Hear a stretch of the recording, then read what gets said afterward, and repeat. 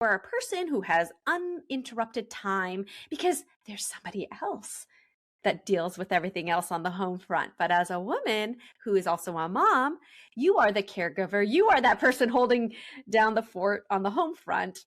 So you don't have that uninterrupted time. And so I would say to maybe overcome that, there's a couple of things you can do, but I think this is where the generic advice that we get fails us.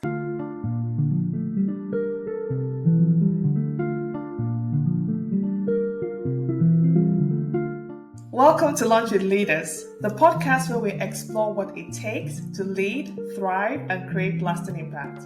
I'm Adaeze Iloeje-Udeogalanya, a TEDx speaker, leadership strategist, and the founder of African Women in STEM. Each episode features insightful conversations with innovators, trailblazers, and leaders from around the world who are transforming cultures, redefining leadership, and shaping the future of work.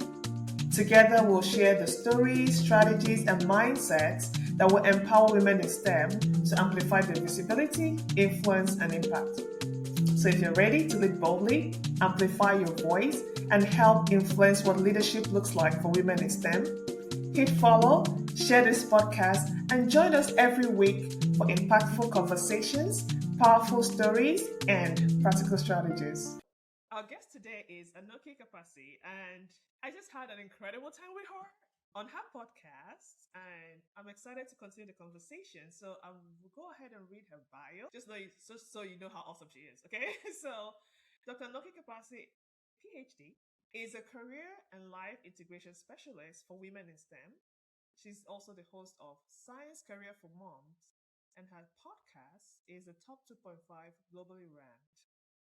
With over 15 plus years in scientific research, consulting, and epidemiology drug safety, Anokhi helps women in STEM make career decisions so they don't have to choose between career and motherhood.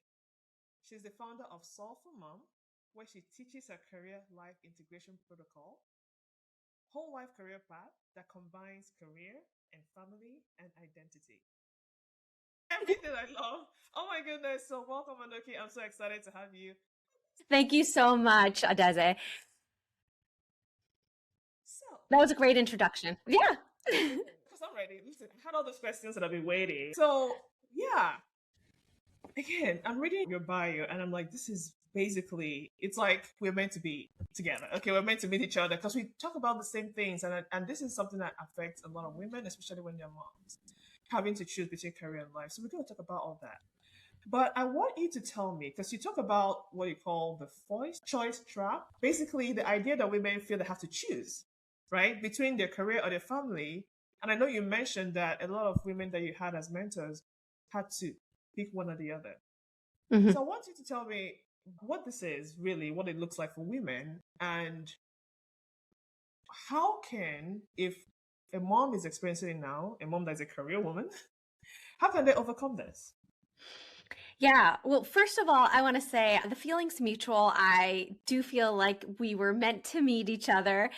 And so for better or for worse, whether you like it or not, we are going to be lifelong connections. To get back to your question, yeah, I'm really, really glad, actually. This is a really important place to start.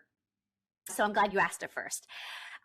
Just so we're all on the same page, what I mean by the forced choice trap is this hidden narrative, the storyline that leaves this impression on women in STEM, especially moms, that they're going to have to choose between one or the other path, which is focusing on your career as a scientist or choosing to fully embrace motherhood because that's what it means to be a good mom. I think at the root of it, any working mom can actually understand what it is like to feel guilty on both fronts and how you might end up overcompensating and burning out.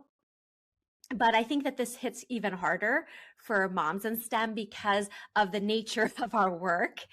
It's just highly demanding, long training arc. And so that hidden script of, do you want to be a serious scientist or do you want to be a really awesome mom and be present, is basically that choice that I'm referring to. And I also think that this is one of the major reasons that we have a retention problem for women in science and tech. So that path A, let's say, is focusing on your career, where the advice that you might hear is, okay, just focus on your career, get stable, whether that's professionally and financially, and then you can work on having a family.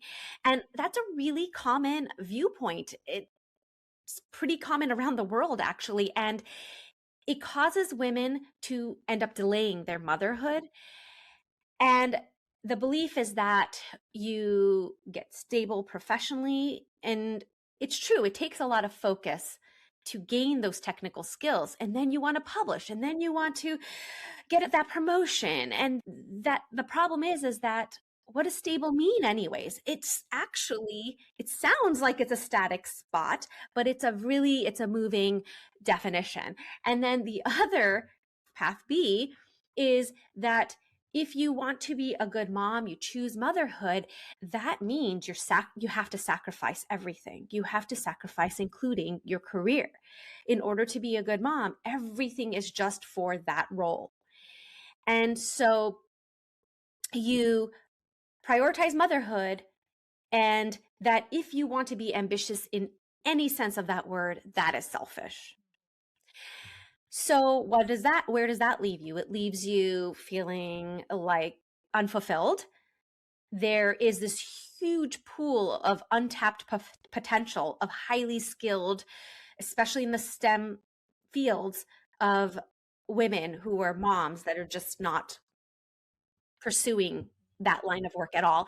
And you had mentioned this in our conversation on my podcast, but we're high achievers. That's just who we are, probably. It's the secret to our success. And that part of you doesn't go away just because you've chosen to focus on something different. And so I think that's why you end up feeling a little unfulfilled if you choose one or the other. That's not to say that I don't want to put any shame on if you end up choosing one path or the other. It's just that I want to question and challenge that default script and just say that it doesn't have to be either or. That's the messaging we're getting, but it doesn't have to be that way. And I fell into this trap too. Okay, so again, no shame in it. I chose, let's focus on my biomedical career first. And I thought that that was the only way to do it. And so now, I delayed marriage. I have a wonderful husband, and I am so grateful for my two sons, but we started having a family really late, and biology kind of put a hard stop to me growing my family any larger. And so that is why I just challenge it, because I don't want there to be any regret in either direction. And what I'd say is that as a solution, I mean, this is the basis for why I started Solve for Mom, but I would say that in the STEM workplace, there is this idea of what the ideal worker is. And you know this, and you talk about this all the time as well, of what it's like to be in that STEM workplace. But it has this assumption that you are a person who has uninterrupted time because there's somebody else that deals with everything else on the home front. But as a woman who is also a mom, you are the caregiver. You are that person holding down the fort on the home front. So you don't have that uninterrupted time. And so I would say, to maybe overcome that, there's a couple of things you can do. But I think this is where the generic advice that we get fails us, because a lot of the advice we get for establishing work-life balance or being able to progress in your career, it's focused on one or the other end of the spectrum, right? And there's this whole variety of options in the middle, but it's focused on either, if it's focused on the woman who doesn't have a family, or it's focused on the woman who's overwhelmed at home, not really addressing the career part. And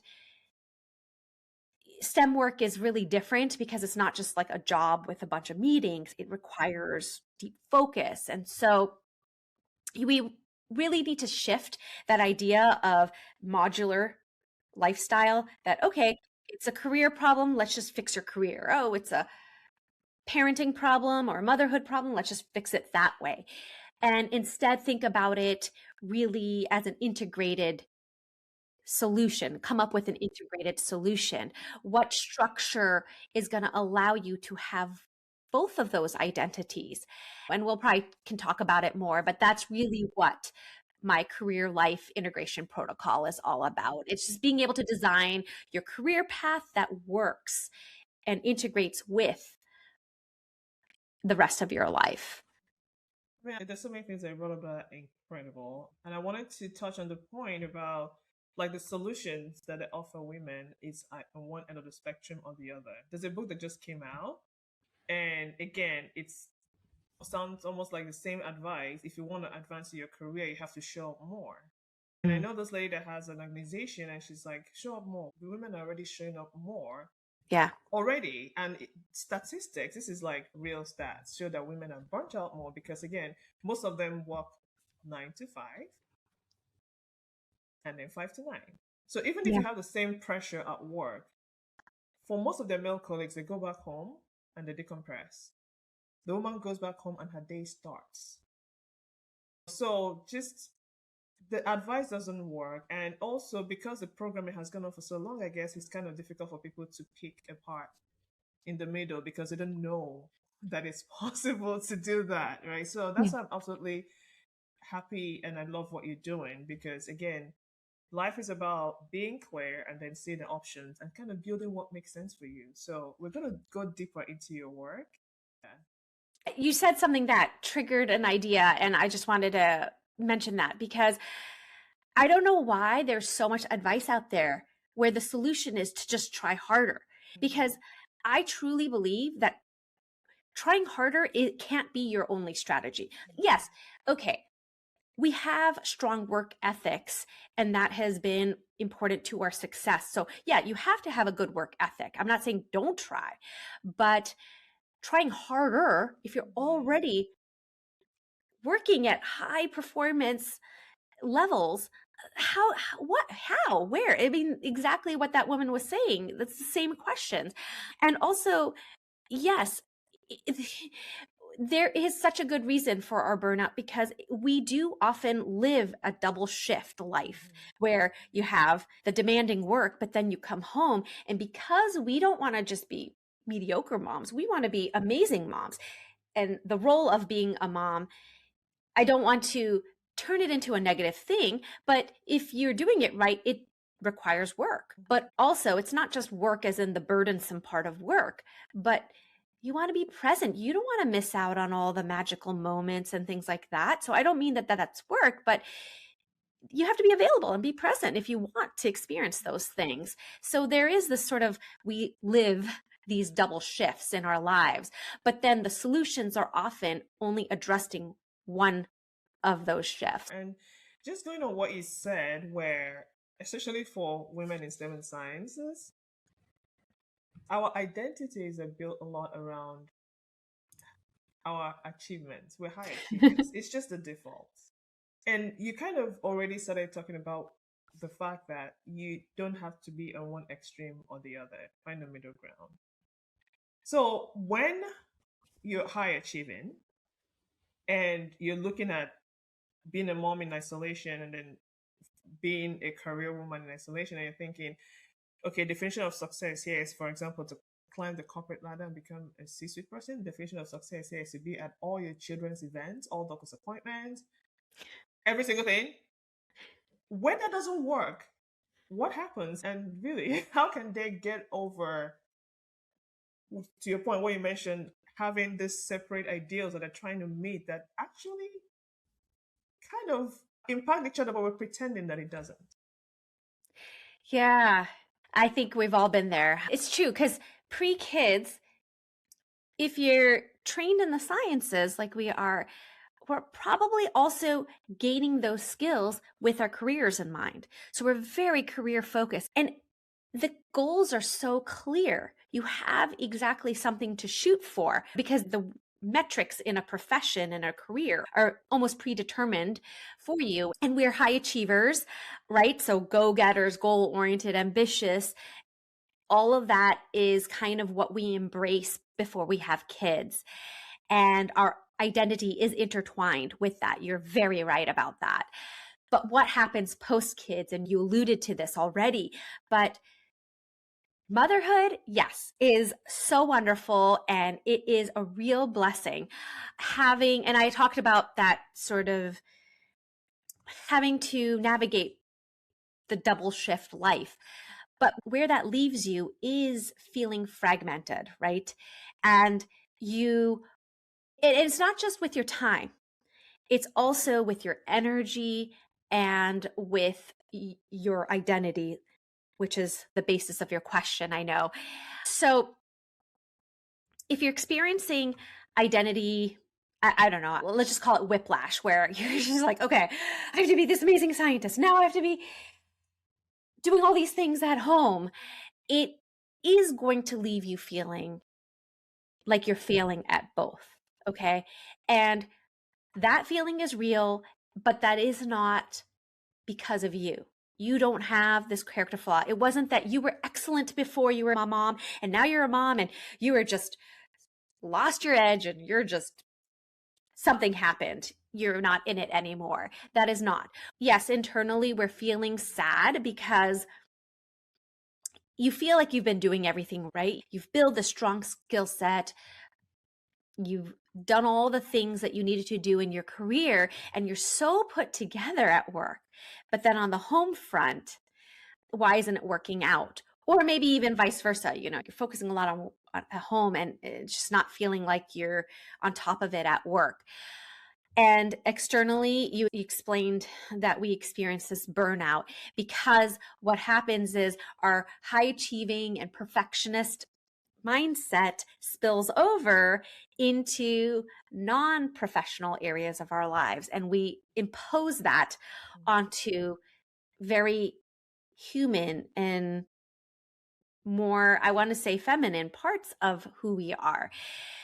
I think this is where the reframe has to happen, is that scoreboard, the set of metrics that you are operating under no longer apply to the whole part of your life. They might still apply in your career. So you're operating off of this old scoreboard and you now need to go back to the drawing board and say, okay, those criteria don't fit my whole life. And if you continue to use those old metrics, you are going to continue to feel guilty. But in your mom life or other parts of your life, there's so many different domains of your life, health and finances and other things. That complicates things. It's starting to become very integrated and woven, and it's very complex. And so that success metric also has to be multidimensional and it can't be career focused. And so that is where I really teach about having a whole life scoreboard, and it has to involve career and family and any other domain of your life that you feel has a strong presence. And so you don't just want to win professionally, because that might cause you to lose in all these other parts of your life. You need to start winning more holistically. And so I don't want you to think that what I'm saying is that you have to lower your standards, because it defines us to have high standards. So you can keep your high standards, but it's just that all the things that motherhood brings is really changing your data set. And so your definition of success will change now that you have new data, if that makes sense. And so that is why it's one of the first steps of CLIP. I call it CLIP, but when I say that, I mean Career Life Integration Protocol. I heard something earlier this week where someone was like, usually when you want to tell someone what to do, to get something, gain something, be better, it's always good to give them a step by step. So I'm going to ask you, if someone says, okay, now I've had Anokhi, sounds so wonderful. What am I supposed to do now? Can you give us like a step by step of how we can achieve that in whole life integration that we're talking about? So the step-by-step of the career life Yeah, integration career protocol. life integration, yeah. I know it's a mouthful. That's why I say clip. So I think it's really that you are going to start making career decisions as part of an integrated and coherent system. So you're not really making any decisions in isolation. You have your whole life in perspective when you do that, because often when we're saying yes to something or making a decision on something, it's going to impact something else. Or saying yes here might mean saying no there, right? So having an integrated viewpoint is when you feel it's going to allow you to feel whole, rather, and you're going to stop living in fragments. You're going to constantly stop switching between roles. Okay. So the question is, what is the thing that you want in your life? That life being all of the dimensions of your life. And that if maybe professionally you have a goal of reaching the next rung on the ladder, but that's just one component. What does that mean to the rest of your life? So ask anytime you have a career decision to make, it's also cross-checking with the rest of your life, because how is that going to move the needle for you in the rest of your life as well as a whole? So I just wanted to provide that little bit of background before I go through the step by step. But essentially, how you achieve this whole life integration or career life integration is first auditing where you are in alignment and not with your career and the rest of your life. I'm focused on career because that is usually such a huge presence in moms who are working in STEM. So I actually have an assessment. I've taken it offline for a bit because I want to rework it, but it is going to be like a very free 5-minute assessment that'll actually help you answer this question. So that's the first step. Is it's kind of like when you're doing any clinical study or epidemiological study, you need to get the baseline. You need to know where you are, what's working and what's not. Where is the leak? Once you understand the misalignment, you're like, okay, now there's the career part and the life part. So taking the life part, this is where life planning comes in. So there's two components to that, which is the self-discovery part, where you can get all the information you need on the foundations of your life, like your vision, your values, your purpose, your passions, all of these things. And then you roadmap it out. So it's like, if this is my destination, this is my vision, right? And this vision is for my whole life. Then how do I get there? But essentially, once you create that executable roadmap to your vision, then that is going to be your reference point. So that anytime you have a career decision to make, you can filter it against that roadmap. So if there's a misalignment between your life and your vision, and you've drifted away in your career from where your life is meant, your ideal version of your life, then you can start making strategic changes and decisions to bring you back into alignment with your career, rather. And once you know how you're going to do that, then the rest of the process in CLIP is about how to implement that strategy, how to have the buffers and the boundaries and take action in a way that every time you make a decision or you take action, you know you're doing it with confidence, because you know this is bringing me closer to this ideal life. And it's very empowering, because you're no longer like, oh, everything's out of my control, or I'm so overwhelmed, or I don't know where to start, or my career and STEM workplace isn't designed for somebody like me. That may be, but you can do something. There are levers for you to make changes. And like you, I'm a big fan of creating support. Yes, relationships are important, but I also believe in developing support through building systems. So that is kind of like the final step to say, okay, now that you've created that alignment, let's make sure it is sustainable and maintained through systems. I love that. Again, you guys have to follow Anokhi and figure all this stuff out and talk to her about how she can help because there's so much to this. Okay, we're back. So this is fun. This is really so good. Like I want to dive into this, but we don't have a lot of time. So I also want to get to all my questions. It's a good place to be, okay? When you have a lot to choose from. But I want to touch on something that you say. You say that constraints are data. I mean, when I see things like this, I'm like, oh, how I love being an engineer because this is so awesome. Very systems thinking. Exactly. Only science and engineer can just figure out how to bring stuff like this into life. Okay, constraints. Okay, whatever. Constraints are data, and life is about having what you can term constraints. That you can't do everything you want the way you want it, how you want it. That's just life, right? But you're saying that we can use those constraints, as data, to help us, like you said earlier, have a more sustainable life and career. Instead of feeling, oh my goodness, all these things are here, and they're making it impossible for me to live the life I want to live. So can you tell us how we can use these constraints Yeah.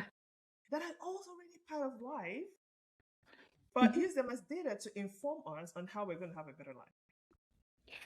Yeah, absolutely. That was a really good kind of introduction to all of it. So I think you kind of already know this without, intuitively, without actually maybe outlining it, but I can articulate it a little more. Yeah, I kind of like these sound bites. So I say things like that are kind of cheesy maybe, but there is truth in what I'm trying to say. So it's just easy to remember. But yeah, when we are running experiments, let's go back to our systems thinking. You're the engineer, right? You're trying to build something. When we talk about constraints, it is so important we understand what the constraints are, because our system we're building has to work within those constraints. They're very real.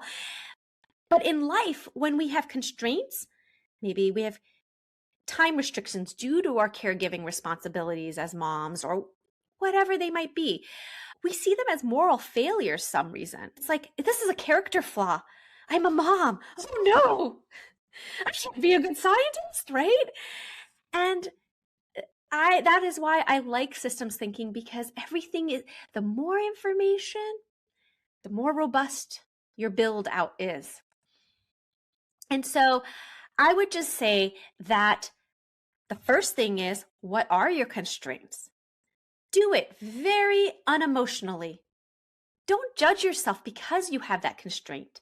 Just list it out, okay? Like inventory. And then just know that it's not a bad thing. This is just the reality of your life. And they may change season to season, right? So then once you have them listed out, you can put them into two buckets: your fixed constraints and your flexible constraints. So I'll just give some examples. So in my life, a fixed constraint is that I have childcare duties. I love motherhood, okay?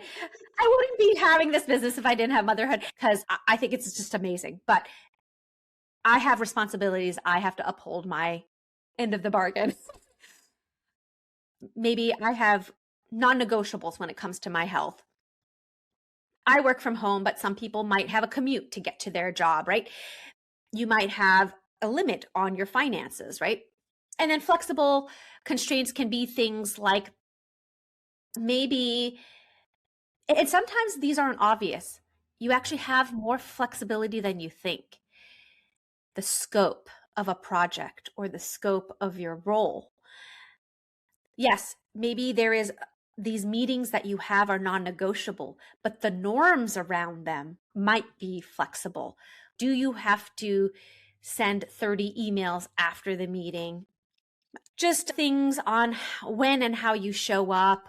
Okay, so just inventory those, classify them, and then start redesigning. So the fixed are the fixed, they're immovable. Design around those, and then start realizing what your flexible constraints are and start making negotiations within those flexibilities, within those flexible constraints. So I'll give an example. let's say you have a position that requires travel, and that's non-negotiable. You knew that when you were hired on. Maybe along the way you became a mom, and you have changes on how your viewpoint has changed on how much you can commit to traveling. So maybe the fact that you have to travel is non-negotiable, but maybe one lever you have is the cadence on traveling. Maybe you can change the frequency. Maybe you can select which weeks you travel. Maybe you can change on substituting out certain travel. Like maybe it was that earlier you'd have to travel for every client meeting, but now you have some say on which kinds of client meetings or conferences you have to attend in person versus virtually. So also something people don't think about when it comes to traveling, this is just one example because there's so many other flexible constraints, is the recovery planning.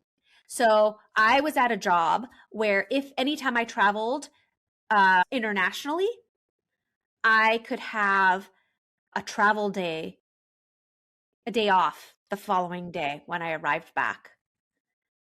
So you might have some flexibility in that way as well. It's funny that you said that because I used to travel a lot for work. And then I'll travel home every year. By home, I mean all the way to Nigeria. So there's this one time, and because I'm trying to make the most of my time, I usually used to buy vacation, but it was never enough time.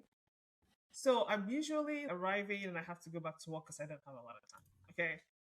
So this one time I was traveling, for some reason we had issues with the flight. So a trip that would have taken us probably like 16, 17 hours took Mhm. 72 total, took 72 hours because we went from Nigeria to Ghana to Senegal, staying in hotels and stuff like that because it was a whole thing. And you know how airlines, they don't really communicate the truth.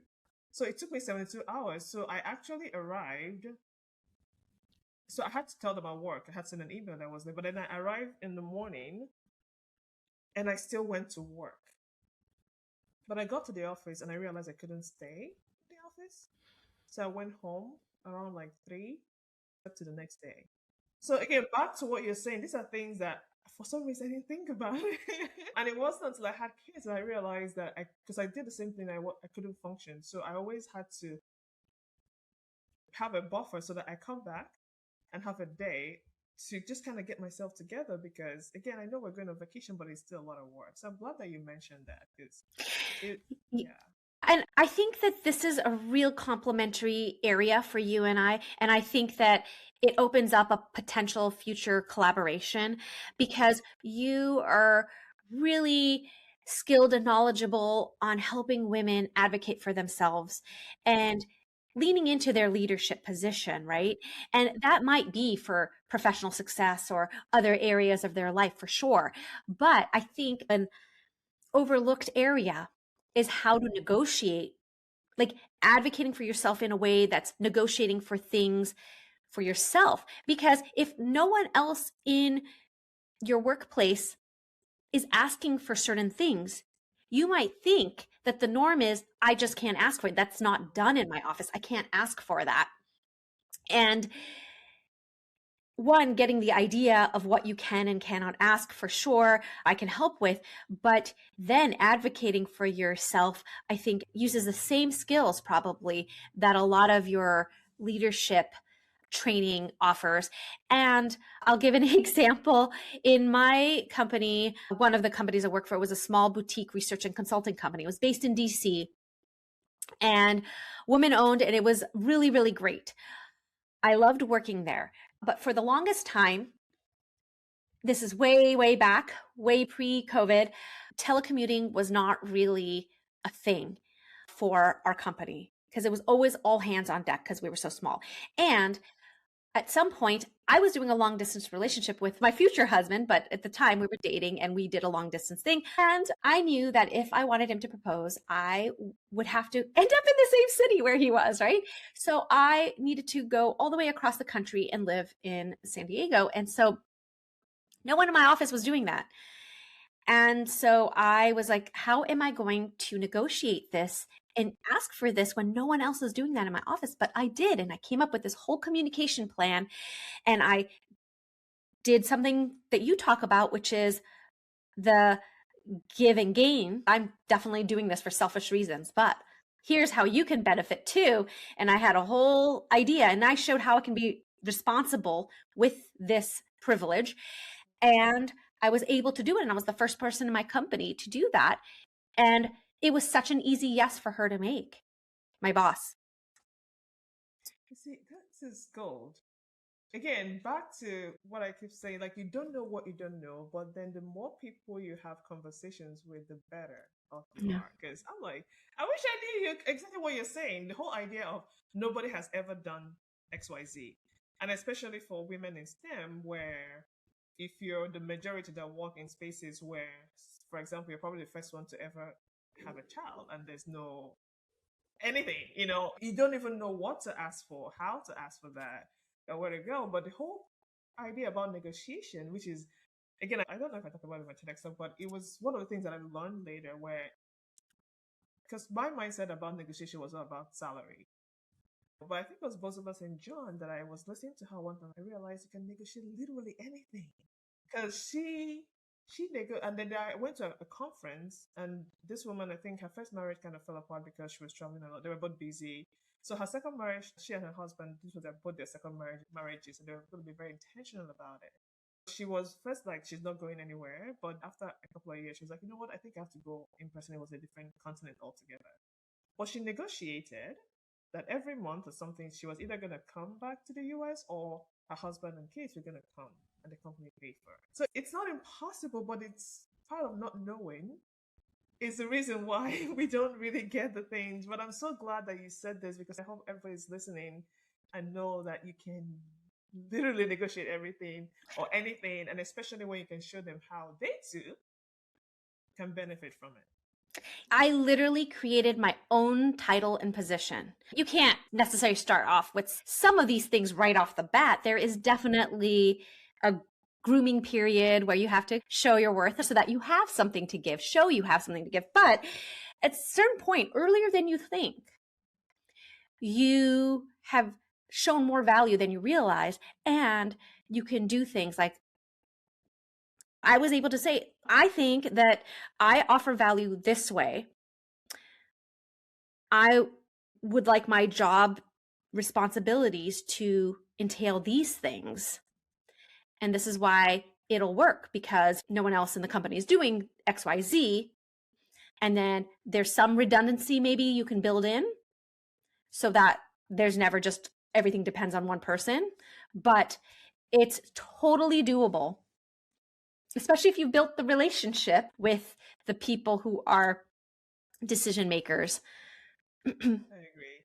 And again, one of the things I'm thinking is part of the reason why we don't do what you just mentioned, which is negotiate or figure out how to make things work for us and also work for the organizations that we find ourselves in, is because we don't set very good boundaries. And I have a whole lot of reasons for that. Again, most of them going back to culture and just how you're raised and condition and all that stuff. But struggling with boundaries is part of the reason why, for example, you can negotiate it. For example, you don't have your career life integration and all of that. Based on the work that you do and how you work with women, how do you advise that we set those boundaries? And to your point, you just said something that was key, which is you can actually negotiate some things earlier than you think. Like credibility and also being able to show your value. And it's not because you're not doing XYZ, or for in your case, you're the only one who's going to live all the way across the country, then all of a sudden you're not important. No, that's a good point, because you think, and maybe this is just cultural messaging, you think that if you're asking for these things, it's a sign of weakness, and therefore people will view you as uncommitted or less serious or whatever. And so it might take your credibility might take a hit, or your influence might take a hit, right? Yeah. So I would say that I think of boundaries. And so maybe this is a reframe. The solution is a bit of a reframe. I think of boundaries as a professional skill, to be honest, that improves your credibility. It's the exact opposite of what you might think or what you might have been told. Because when you set boundaries, which for us moms out there, we do all the time with our kids, and believe it or not, it really helps them. So when that clarity actually will increase your reliability, it's making it very clear for other people to know how you're going to show up, when you're going to show up, what to expect, right? Without boundaries, you're essentially saying yes to everything and you're trying to show up everywhere. So imagine what you are actually committing to. You're committing to everything and everywhere. So your work is going to be rushed. You are probably going to be super tired and burnt out. In that kind of environment, you're probably going to miss deadlines. You're going to make errors, right? What is that doing to your credibility right now to not have the boundary? It's really eroding it. And so saying no to things. So when you're setting a boundary, it's often building in that you're going to say no to something, right? You're putting a constraint on something. But don't think of it as you're just saying no, like it's just a no. That's my boundary. No. It's really that your boundary is coming and grounded in trade-offs, and it's enabling your follow through. So I'll give you a little bit of a script. But so you could say, for example, I can do X by Friday or Y by Wednesday. Which one matters most? So that the other person can hear saying yes to this means saying no to that, right? Or I'm available. So let's say you have certain work hours that you would like to work within. That's a boundary you want to set. So I'm not available after 6 p.m., but you have my full attention from 8 a.m. to 4 p.m., but I'm not available after that. So you can reach me then. Or if you need help after hours, let's see how we can get you someone else to help or outsource, have some sort of outsourcing plan. I'm available for live responses from this time to this time. And after that, I'm available for emergencies. This constitutes an emergency. Otherwise, you can expect my response within 12 hours, 24 hours. I think that this really, really works well. That can work in any environment, right? Any working mom can use those kinds of scripts. But I think the reason why it's really important in the workplace culture that STEM brings is because you're so worried that saying no is going to seem like you're not a serious scientist. But in fact, the opposite is true. You're going to see that everyone around you is really going to appreciate that clarity. We go to painstaking lengths to define your research proposal, right? Or if you're in consulting, we have project proposals. We have to, everything like what's in scope, out of scope, what we will deliver, what we won't deliver, right? But why can't we do that for our jobs? Yeah, that's actually very interesting that you pointed that out, because you get into a lot of like whatever's with clients when you have your this is what I'm delivering, this is out of scope, because they want everything to be in scope so they don't have to spend all the money. But to your point, it's something that you already do, something that you're expected to do. You're just applying it in a different area of your life. That makes it easier. So we're going to take another little break to hear from our Mhm. sponsors, and we will be right back. And now we're back. I heard, okay, you said this today. I was like, we have to talk about this. Anti fluff. I was like, first of all, where is the fluff coming from? Okay, I think I'm perfect. I am not. All right. So you said you're anti fluff in your approach. And listening to you, I can tell. But I want you to explain that a bit more because, again, I kind of see it. I think when we were having a conversation, I mentioned how I got an advice from someone about how I'm overthinking things.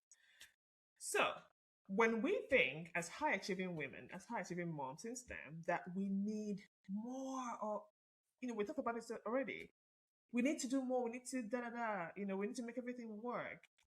how would you just step in and be like, let's just focus on what's important here and just do it? Can you explain that? Weed through all of that. So, first of all, when I say anti-fluff, that's another one of those like catchy things to say that I just use because I think people will understand right away. What I mean is that we're all very much used to, whether naturally analytically minded or because of our training, most of our work works within some sort of structure and stuff.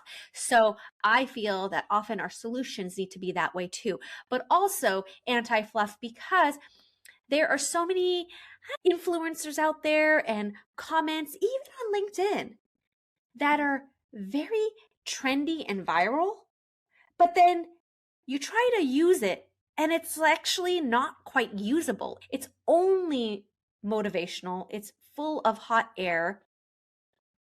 Look, I appreciate motivation and inspiration just like the next gal next to me, you know. I definitely think that there's value and I like to be energized in that way. But I'm also kind of a solutions person.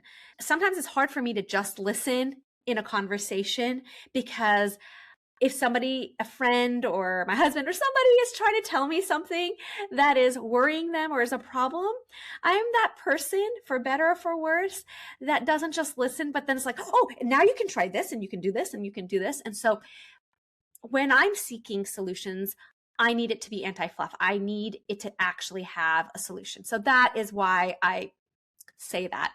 So now to get to the substantial part of the question where you're like, okay, you just need this, that, or the other to make it work.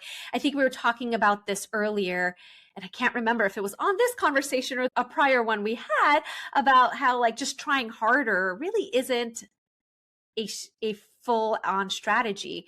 It's part of it is making sure you're putting the right level of effort, but just overextending yourself more, that can't be a solution. Whether you're talking about like you need more discipline or more time or motivation, I don't think as high achievers and women in STEM that those things have ever been the problem to begin with. I think we've taken years to develop those and we've got those down packed, okay? Again, going into systems thinking, it's about the model and fixing what you're working in. Now, there are things that are out of our control, right? But thinking about those levers and what you do have control in, feeling empowered, don't stew in the problem and feel helpless. What I'm trying to say is that if you go back to the what is the situation right now and you understand where you might have leverage, then that is where you take action. That is where you put yourself back into the driver's seat and say, okay, I can do something about this. I might not have control on that, but I can do something about that. And so it's thinking about what your constraints are. What are you trying to build? Do you have clarity on that? Where could you get more support, whether that's delegating, automating, outsourcing? I teach about this thing called the focus funnel, where when you're trying to prioritize, you have a lot on your plate, don't know what to do, and saying, okay, these are all the things that I need to do, and going through them and understanding what your priorities are. What is it that I don't actually have to do? Eliminate them. What is it that I can delegate out to somebody else because I have trust that they can do it and it doesn't have to be done by me? What are things that I can use tools and automations to get done even when I'm not around? And then again, I think we can often fall into the shiny object syndrome or trap where you just find yourself going down a rabbit hole of productivity hacks and new planners and this system and that software and that app, right? None of those things are going to work unless you have a whole life plan. I touched on life planning and I talk about it all the time on my show, so feel free to go listen more deeply about it. But essentially, even life planning, it's something that I think you flip the script on because a lot of people start with those productivity hacks and they're starting at the day-to-day decisions or that specific system and at that very granular level and saying, okay, if I just had that new planner, everything would be different. My whole life would be organized. I'd have more time. I'd do this, that, the other. But it's really the opposite, because if you don't understand, first of all, what your target is, what your vision is, you don't understand why you're doing those things. What are you managing? What are you optimizing? You might get an hour here or there, but to what end, right? It's not going to last. And so a very specific solution is to work on your life plan and flip it and say, okay, first I have to have these big picture ideas figured out, vision, values, all of those things. And then those dictate your goals, career goals, life goals, whatever. They all have to feed into those bigger life things. And then you funnel down. Then you get to those systems that I was talking about and optimize those. So understanding where to start at the top, not the granular level. Because then you'll have the confidence that your day-to-day decisions, the things you're doing, are all going towards something, which is that ideal life. Those are the areas that you have control, getting clarity, and those levers that I was talking about. Yeah. I get it all. Please feel free to listen again, because I did. There's so much value in what you're sharing. I can't believe we're almost nearing the end. But I want to ask this question that is really important to me, because you started your work because you want to help women have a better life, have a career life integration. And as you're looking into the future or thinking about what you're going to give to this world. So what is it that you want to be different for women now and in the future because of the work you're doing right now? Yeah, I see it as a multi-generational impact that I'm looking for here. So at the level of all of my moms in STEM that I help, I really just want to make sure that women in STEM can stay in the pipeline of their careers if that's what they want. Because just know that you can do that without erasing other parts of your life. You don't have to give up your health or your marriage or having a family if that's what you want. So that forced choice trap, it's really about that. I want to normalize through our conversations the value of conversations. It's why I have a podcast that goes along with my business. I want to normalize that careers can be designed. It puts the control back into your hands. You are a mom and you have responsibilities and constraints, no problem. You can still retain your ambition. You can still have the career that you want. So that is the level of us women and moms. I want that to bleed over into the next generation so that our children have a visible model that women can be leaders in STEM. They can have a full life while being leaders in STEM. They can have an integrated life while being leaders in STEM. And along the way, I think with those better models, we're going to make the workplace norms in science and tech better for that future generation. And hopefully this is all rewriting the mom in STEM story, that you can have influence, you can be excellent in whatever area of life you want, and still retain humanity. They can all coexist. Yeah, I agree. Thank you so much, Anokhi, and thank you so much for sharing your insights, your knowledge, and everything. And this is absolutely wonderful conversation. And again, listen and then listen again, okay, so that you don't miss all the juicy stuff. So I'm going to ask you, what are you working on right now? Mm-hmm. And where can people find you to either connect or collaborate with you? Sure. Yeah. Thank you for asking that. First of all, I really, really appreciate you having me on your show, and you have been so generous with your time, and you asked amazing questions. So I really appreciate it. You got to the meat of it very well. So thank you so much. And yeah, to find me, basically I show up every other week on my show called Science Careers for Moms. I love connecting with women in STEM. And if you're a mom, tell me your story on LinkedIn. So just look up Anokhi Kapasi Sullivan. That's my personal LinkedIn. And just to put it out there, if you are a woman in STEM or a mom in STEM or an expert at all in sort of careers, whatever, I would love to have you on my show. So keep those conversations going. And then my website is solveformom.com. I am undergoing all kinds of reconstruction right now. So the best place to check out my website is the blog. So click on the blog or the resources page. I told you about the Career Alignment Analyzer, which is a free alignment tool, kind of like a quiz that you can take, that is going to be up and running soon. It's not there yet. But in the meantime, my resources page has some free downloads you can get, the things that help you figure out your values, and some resources that will help go through a lot of these unwritten narratives, false narratives about women in STEM. And I call it a reality check guide.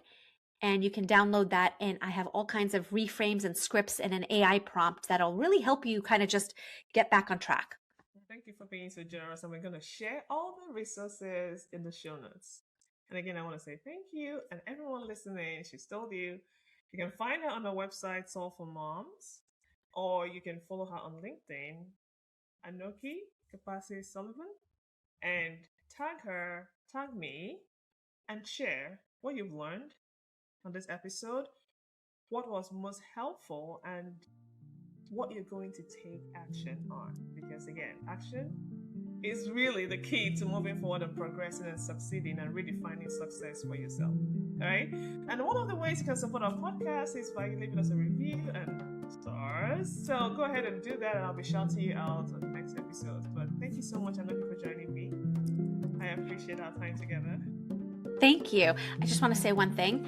It's solveformom.com. Okay, so we're going to share all the links in the show notes. All right. So thank you, and don't forget to join us on the